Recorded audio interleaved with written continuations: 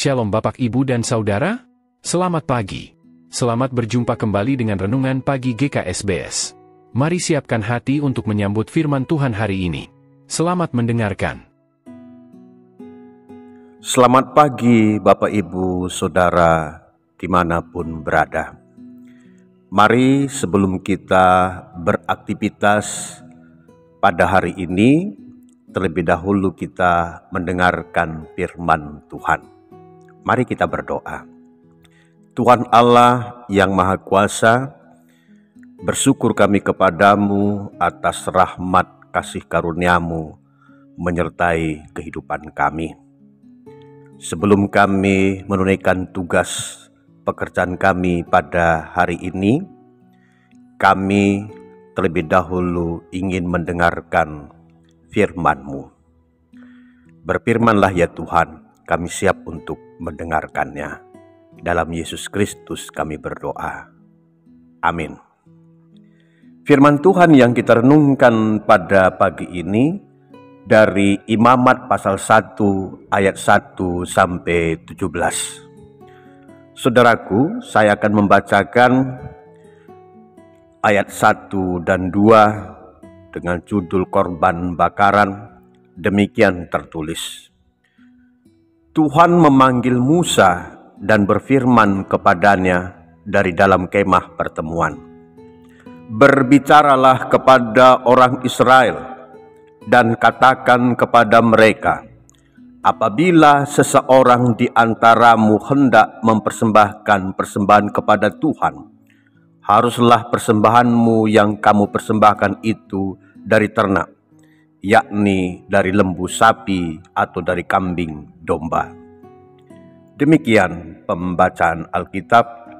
Berbahagia kita semua yang telah mendengarkan, terlebih mau melakukan firman Tuhan.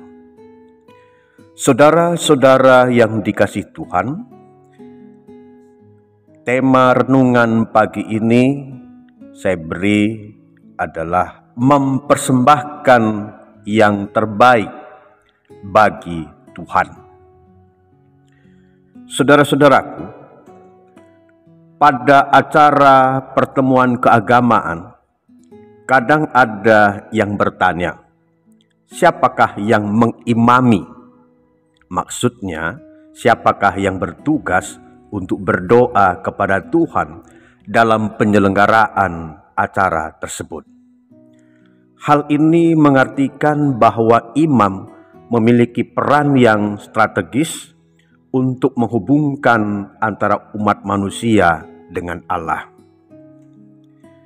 Saudara, kitab Imamat ini diawali dengan pemanggilan Tuhan terhadap Musa dalam kemah pertemuan untuk menyampaikan pesan kepada bangsa Israel.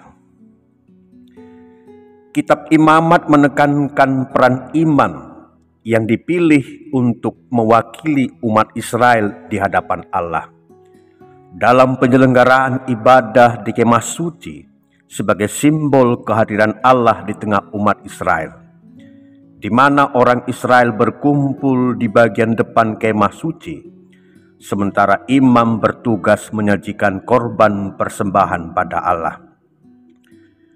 Dalam kalangan ibadah umat Israel, ada 5 jenis kurban yang dipersembahkan imam kepada Allah, antara lain kurban bakaran, kurban sajian, kurban keselamatan, kurban penghapus dosa, dan kurban penebus salah. Di dalam doa, imam bersyukur, memohon pengampunan dan berkat dari Allah, serta menguduskan umat secara ritual.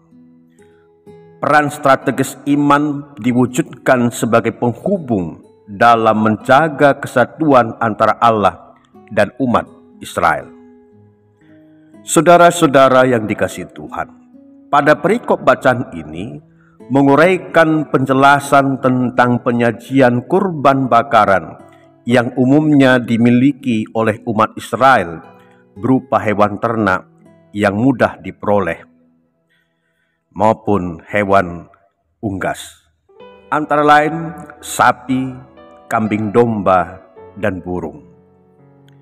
Kurban yang dipersembahkan sesuai dengan kemampuan dan keberadaan hidup masing-masing umat Israel, dan dipastikan untuk memilih dari kondisi hewan yang tidak bercela dan yang terbaik. Apakah gunanya korban bakaran tersebut, sehingga yang harus dipilih untuk dipersembahkan adalah hewan yang tidak bercela tetapi yang terbaik? Gunanya adalah untuk pendamaian dan pengampunan dosa. Bersifat pribadi atau personal, diberikan secara sukarela, keikhlasan dan ketulusan hati. Hal ini semua merupakan prasyarat agar umat Israel berkenan bagi Allah dan menyenangkan hati Allah. Demikian juga Allah mengatur tata cara menyajikan hewan kurban bakaran dengan rinci untuk mengajarkan umat Israel agar teratur dan tertib serta penuh hikmat dalam memberi persembahan kepada Allah.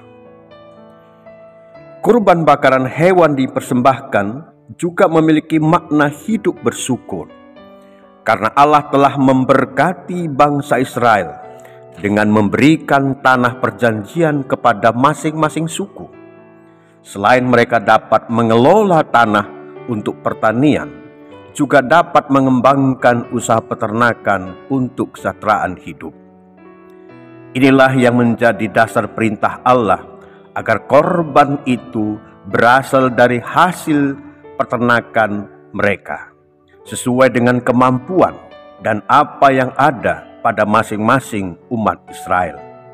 Maka sudah selayaknya mereka memberikan yang tidak bercela, yang terbaik bagi Allah. Saudara-saudara yang dikasihi dan mengasihi Tuhan, Allah yang Maha Kasih dan Pemurah telah memelihara dan memberkati setiap orang, dan demikian juga keluarganya. Allah memberi pekerjaan serta hasil dari pekerjaan itu, penghasilan yang berbeda-beda seorang dengan yang lain. Melalui firman Tuhan ini, kepada kita diajarkan bahwa Allah memotivasi kita untuk memberi dengan jumlah yang sesuai dengan apa yang ada pada kita. Oleh karena itu, hindarilah sikap congkak, jangan sombong jika kita bisa memberi banyak, untuk mengingatkan kita bahwa sungguhnya pemberian itu hanya sebagian kecil dari semua harta kekayaan kita. Saudaraku, Allah telah memberi kehidupan kepada kita. Kasih karunia Allah melimpah dalam hidup kita. Melalui Yesus Kristus kepada kita telah diberi anugerah keselamatan. Untuk itu, marilah kita terus belajar untuk memberi yang terbaik kepada Tuhan, sebab semua yang kita miliki merupakan pemberian Tuhan. Haleluya. Amin. Mari kita berdoa. Kami bersyukur kepadamu Tuhan, karena Engkau telah memberikan firman-Mu pada kami hari ini, agar kami dapat berkarya dan mempersembahkan yang terbaik kepada Tuhan. Mohon berkat-Mu. Dalam Yesus Kristus kami berdoa dan bersyukur. Amin. Selamat berkarya untuk kemuliaan Tuhan.